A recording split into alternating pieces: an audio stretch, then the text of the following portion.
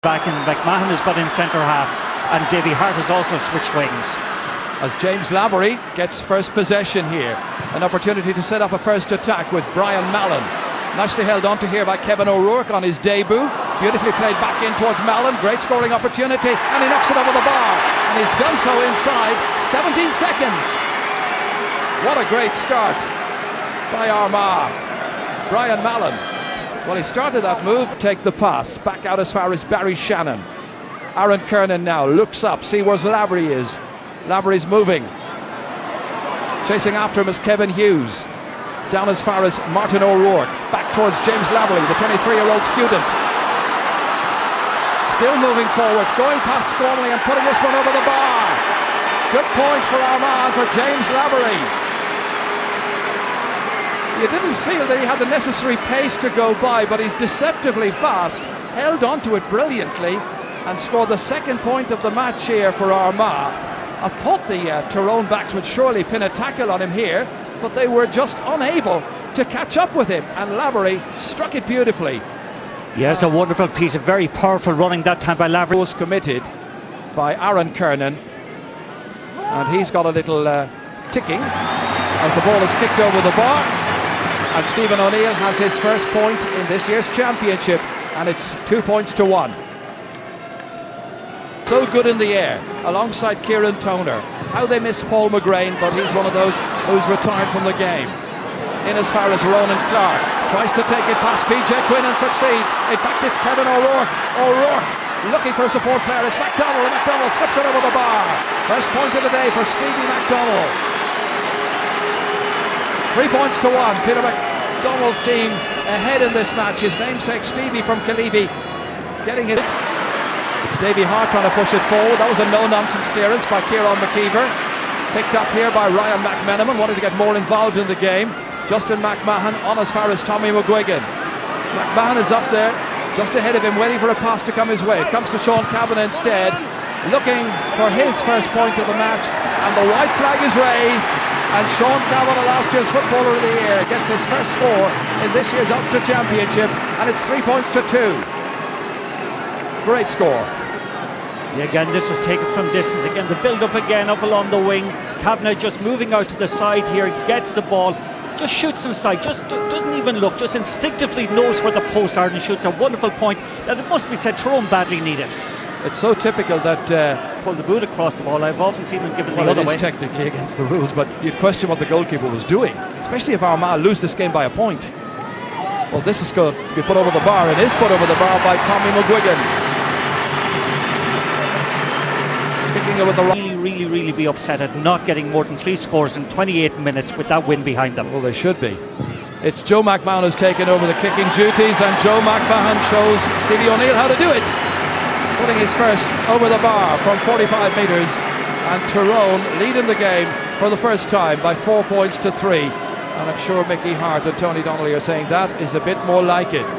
They should be much further ahead, but only. This is booted out here as far as Justin McMahon, playing today on the half-back line. O'Rourke's after him. Don't think he can keep up with him. The younger player against the old master, and the younger player is showing how it might be done and must be done. And that's a dangerous ball in, and Penrose was there. And it just got a little deflection, and it's gone for another 45. Third of the first half. Tyrone's free kick. Sorry, Martin. Yeah, just a point we made beforehand. We were looking at Ronan Clark and Sean Kavanagh to inspire, but neither player has been in the game up to now. Not so far. Early days. That's Davy Hart. Oh, this is brilliantly contained by O'Neill. Oh, yes!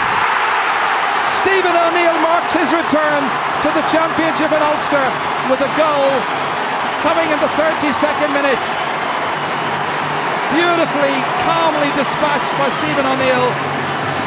It is his 8th goal in championship football.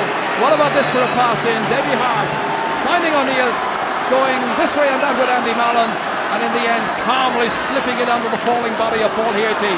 And it is now 1. Quite a pasting in general play throughout the half. Armagh once again at the receiving end here, as Sean Kavanagh has this great opportunity of slipping it over the bar. Should be an easy one, and it is. Second for the man from Moy. 2 shots at the target, 2 points for Sean Kavanagh, and it's now 1-5 to 3 points. And the All-Ireland champions are now looking the business, having kicked 8 wides earlier on. There was no mistake here. Sean Kavanagh looked superb, and that was a wonderfully... Kenny, thank you very much for the moment. Back here in studio we have Pat Spillane and Colm O'Rourke. Colm, Ger said just a moment ago there that Tyrone were by far the better team. No argument about that so far. No, and it's a game too. It's a proper game of championship football. It's manly, it's honest. Players are going for the ball. There's no messing around, and I suppose it's a very sensible refereeing too. Players with respect for each other and getting on with it. I think Tyrone are sending out a clear message here that they are back in business. The only thing that's been lacking has been their shooting. But they've swarmed all over Armagh. The longer it's gone on, the more dominant they've become. And, you know, the scoreline doesn't really reflect that dominance. No, as Colm said there, Pat, had their shooting being a bit more accurate, they could be out the gate by now.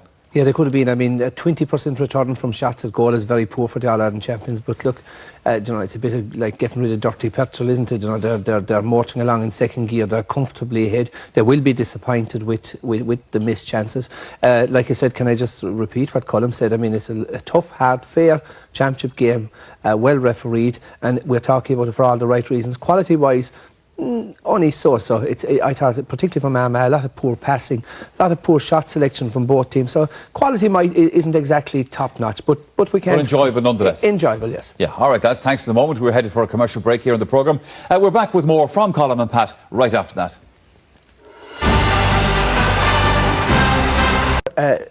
What Armagh's attacking option was going to be. It's the 2 boys inside McDonald and Clark. That's plan A, B, C, D, E, F, G. And the scoring threat will not come. And it ain't working. And well, it's predictable. And it's very easy to defend against a predictable attack. And like Armagh have a reasonably good defensive setup in place. For 30 minutes, you know, it was quite effective. But they just don't have a clue after that. I mean, it's slow, it's ponderous build-up. And a slow, ponderous build-up means that Tyrone's defenders are back to cover in front of the 2 boys, and when they're in their comfort zone with that kind of play. When Armagh eventually get the ball up and decide to kick the ball to the 2 boys, McDonald and Clark, they're being well covered, and the attack is snuffed out. So no, there's no plan at all there. You felt, Colm, that there was a Tyrone goal coming in this first half, and of course it did come, and what a goal. Yeah, there's no doubt about that. They missed a couple of earlier chances, but Davy Hart balloons in the ball there, no doubt about it, he was going for a point. But the quick hands of O'Neill, takes the ball under control, you know, puts up one hand, grabs it, has it in straight away. Now, I thought he'd missed the boat when he doubled back. Yes. He got onto his strong left foot. Maybe took plenty of steps too, but again, he was looking for the low shot into the corner of the net.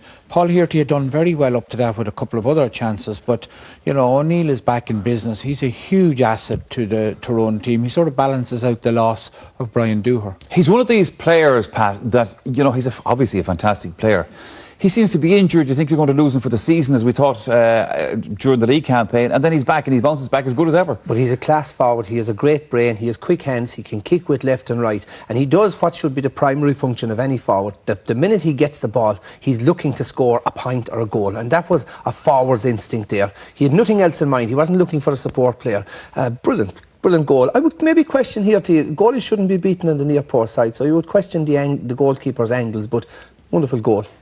Tyrone could have had another couple of goals, I said a moment ago. We're going to have a look at 2 good chances they had there. They kicked a lot of handy ball into Paul Hearty.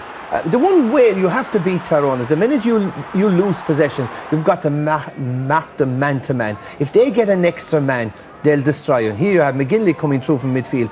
The final pass was poor, and that's what cost them a goal. But and here's some run, Colm, by the full back. Yeah, Joe McMahon, or Justin McMahon, and Joe McMahon, I think, has been brilliant so far from Tyrone. You could see there. Martin O'Rourke was lacking wasn't able to get it, but Penrose probably the smallest player on the pitch against Paul Hearty, who's a very big goalie. He's about 6'5", the Armagh goalie, and he wins it. But again, you know, they're putting the ball in there, making forwards fight for it. Tyrone all over the place are working really hard. You know, that work ethic that they have all the time is alive and well. They've lost none of that. They've lost a bit of sharpness maybe on just converting chances. But the system of play, everything about them, their hunger, their willingness to run for each other, that's all there. They're breaking out of defence quickly. And Armagh at this stage, like their 2 midfielders there, Kieran Toner and James Lavery, apart from Lavery getting a point early on, they just haven't been mapped at all in this game. We've talked, Pat, to you a moment ago about, and you've been talking about the slow build-up from Armagh. You're going to have another look at this. And as usual, like the number of players that Tyrone is, we're well used to this now at this stage, behind the ball. We've just picked out a few. We know that Armagh play a blanket type, or Tyrone play a blanket type defence. They bring players back. So they have 8 players in a 10-metre area. Now what you do, the way to counteract that is to move the ball quick and long and fast. Yet it's the opposite that Armagh do. They're playing it slow, ponderous. They're playing it into trouble rather than out of trouble. And eventually it leads to a fella just swinging the leg and going for a point. But if you look at that, there wasn't an Armagh player inside the 20-metre line to give it into. And it's the same here. It's slow, ponderous. Look, there's 4 Tyrone players bearing down on the Armagh player.